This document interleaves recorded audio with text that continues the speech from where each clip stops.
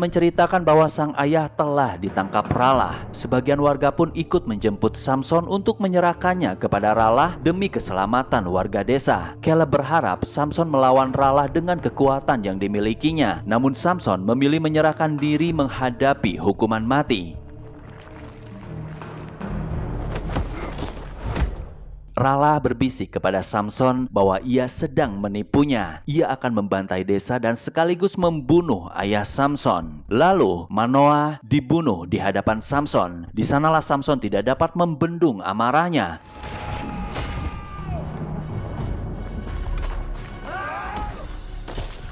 Kekuatan Tuhan benar-benar telah merasukinya. Ia melawan ribuan prajurit Filistin seorang diri hanya menggunakan senjata dari tulang rahang unta. Sebuah kekuatan yang mustahil dimiliki oleh manusia biasa.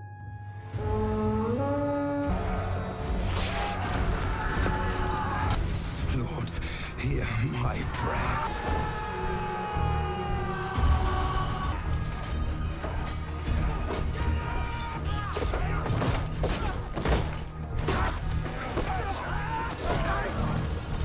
Prajurit Filistin menyatukan kekuatan besar mengepung tubuh Samson. Samson terus berdoa agar ia diberi kekuatan yang jauh lebih besar lagi.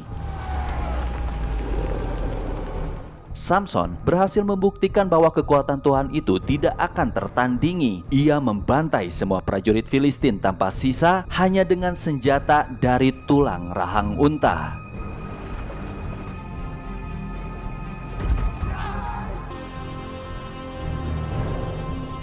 Ralah menyerang Samson dari belakang. Di sanalah Samson akhirnya dapat menghabisi Ralah.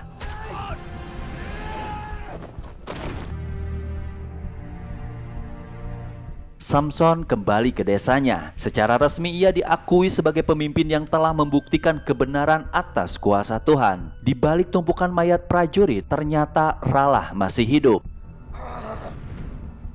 Kemudian ia menghadap King Balak menceritakan bahwa Samson benar-benar memiliki kekuatan Tuhan. King Balak marah besar dan masih tidak percaya semua ucapan Ralah. Ralah mulai tidak tahan dengan sikap ayahnya yang sama sekali tidak menghargainya sebagai putra pewaris tahta. Ia hancurkan patung dewa Dagon yang sering diagung-agungkan ayahnya. Ralah bersumpah ingin merebut kekuatan yang dimiliki Samson. Bertahun-tahun kemudian, kondisi tidak jauh lebih baik. Bahkan bangsa Filistin semakin memperbudak bangsa Yahudi. Memeras mereka semua, diharuskan menyerahkan upeti yang semakin hari jumlahnya semakin besar. King Balak menghukum Ralah atas kematian ribuan pasukan yang telah dibantai Samson. Ralah dikirim ke barat, memimpin pasukan menyerang Mesir. Namun, sekembalinya Ralah dari Mesir, ia semakin dendam terhadap bangsa Yahudi dengan membuat semuanya kelaparan. Samson memilih pergi ke Gaza menghadap Raja Balak untuk negosiasi perdamaian. Sampailah di istana dan menghadap Raja Balak dan mulai negosiasi. Samson meminta dikurangi jumlah upeti agar rakyatnya tidak kelaparan. Ia berani mengancam Raja Balak jika tidak memenuhi permintaannya, maka Samson menjamin kerajaannya akan mendapatkan murka dari Tuhan. Raja Balak malah menawarkan kesepakatan balik. Ia meminta Samson menghilang, tinggalkan rakyatnya, maka Raja Balak akan mengembalikan hasil panen bangsa Yahudi. Samson pergi meninggalkan istana. Ia berpesan kepada si kakek tidak akan kembali ke desa sebelum berhasil mendapatkan kesepakatan dari Raja Balak. Lalu ada seorang perempuan mengajak Samson ke penginapan dengan dalih ia akan melindungi Samson. Delilah memergoki dan mengikuti gerak-gerik Samson.